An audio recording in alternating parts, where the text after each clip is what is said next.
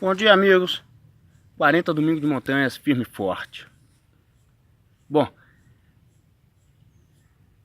Jesus, um homem, carne, osso, sangue, um homem abençoado por Deus, cheio de ensinamentos, um homem cheio de inspiração, cheio de bondade, cheio de amor, cheio de alegria, de paz. Um homem que enfrentou as escrituras da época, um homem que enfrentou grandes reis, um homem que enfrentou tudo para mostrar a grandeza de um verdadeiro amor. Um homem que enfrentou até a sua própria morte para mostrar que eu realmente vos dou a minha vida, não como o mundo dá, mas como o Pai gostaria que eu vos desse a minha vida. Essas são as palavras de Jesus Cristo. E ele realmente deu a vida dele, não conforme com o que as pessoas queriam. As pessoas tentaram falar com ele, julgaram ele naquela época, fazendo com que ele se condenasse a si mesmo. Queria que ele mudasse a opinião dele, pressionando ele, ameaçando ele.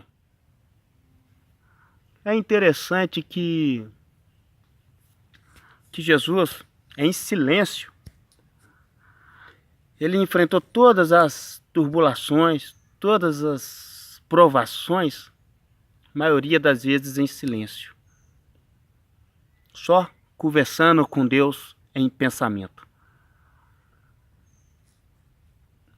Tudo isso que Jesus nos ensinou foi para que a gente colocasse em prática neste mundo que a gente vive.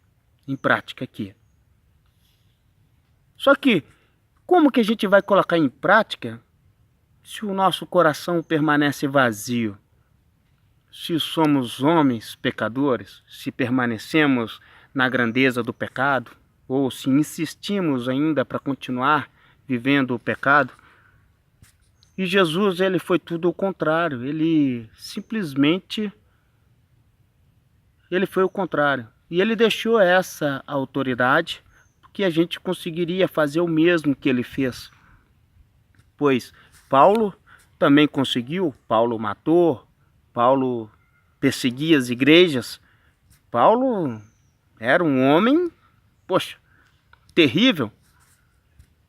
Portanto, Paulo também diz uma frase super e hiper bacana, que aquilo que eu quero fazer, eu não faço. Mas aquilo que eu não quero fazer, eu faço. Tudo aquilo que Paulo tinha vontade de fazer, dele, de si próprio, Paulo não fazia, porque não era de agrado a Deus. Então, quer dizer, Paulo recebeu uma santidade de uma alta percepção, que ele conseguia saber o que agradava a Deus e o que ia agradar somente ele. Então, Paulo começou a ser observador, e por isso Paulo deixou isso escrito. Por quê? Paulo percebeu que as nossas próprias coisas são fáceis de nos agradar. Prostituições, drogas, o dinheiro, ganância, e assim possessivamente várias outras coisas, né, que nos faz a gente viver o que a gente já vive, né, cultura.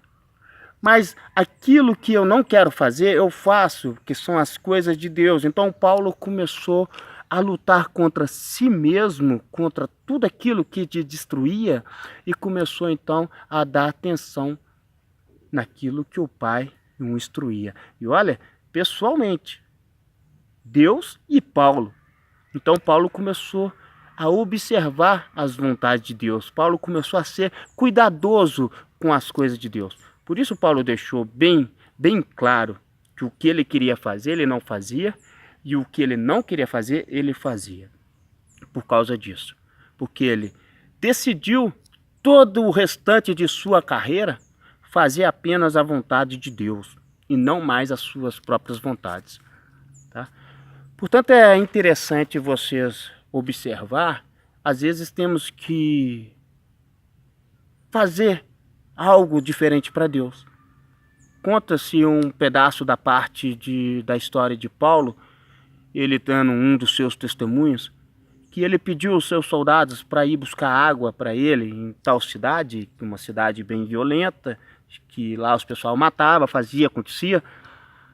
E esses soldados foram lá buscar a água para Paulo. E quando os soldados voltaram com essa água e deu a Paulo para beber, Paulo percebeu outra coisa. Ele percebeu que Deus havia protegido os soldados deles para ir lá buscar água e voltar. E Paulo, em agradecimento a Deus, ele pegou aquela água e jogou fora e ficou mais não sei quantos dias, não sei, sem beber, sem saciar a sua sede, em agradecimento a Deus por Deus ter levado aqueles homens em segurança e ter voltado com eles em segurança.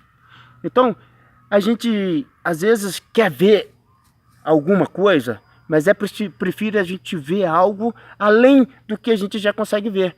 Então é interessante essa passagem desse copo com água, que Paulo deixou de beber por agradecimento a Deus. Ele agradeceu a Deus. Então eu não vou beber essa água hoje, eu não vou saciar minha sede hoje, Pai, porque você protegeu os meus amigos e eles foram e voltaram em segurança.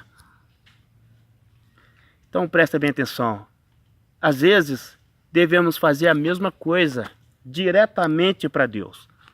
Quando Ele nos concede uma bênção, quando Deus nos concede um milagre, quando Deus transforma a nossa vida da água para o vinho, quando Deus ele te cura você inesperadamente, sem você entender como que você foi curado, quando Deus faz algo para você que você não consegue entender, é preferível você também permanecer com sede, para que você então venha agradecer a Deus por tudo aquilo que Ele fez por você. 40 domingos de montanhas firme e forte, com Deus, abençoando sempre a vida de cada um de vocês aí. Felicidade eterna.